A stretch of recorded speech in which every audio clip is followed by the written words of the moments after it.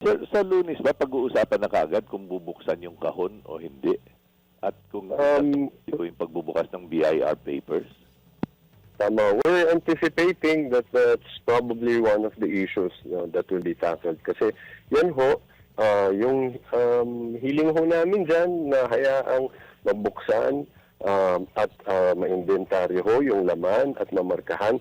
Dapat ho talaga yan, kasama ho yan dun sa pre-trial conference, specifically yung pre-marking of exhibits. So, dapat ho, procedurally, it will be proper to do it before the start of the trial. So, in-anticipate ho namin isa ho yan sa tatalakay. So, hindi nabuksan. So, hindi pa nabubuksan tong kahon na ito. Sealed pa rin ito sa ngayon. Tama ho, tama ho. So, hindi na-discuss ito ng pre-trial conference. So, ibig sabihin, miski kayo sa prosecution, hindi nyo pa nakikita yung laman.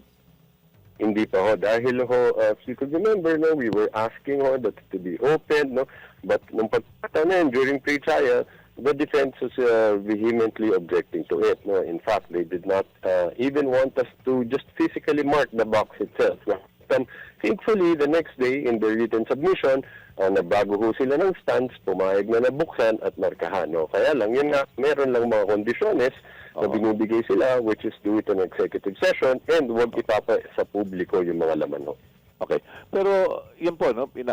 Palagay ko naman, hindi papayag ang publiko na may mga executive session. Kasi alam naman natin na ang, lahat ng pagliliti sa bansang ito, dahil demokratiko tayo, no, ay para sa pwede manood ang publiko. Ano po?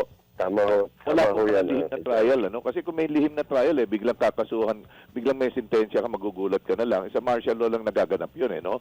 Na lihim kang nilitis, tapos lalabas na lang yung, sentensyado ka nga pala, bibitayin ka namin bukas, ha? Kasi, bakit? Hindi mo alam. Lihim kasi yung trial mo. Parang gano'n, Walang gano'n dito sa Pilipinas. Well, nung martial law. Tama ho yan. Ngayon,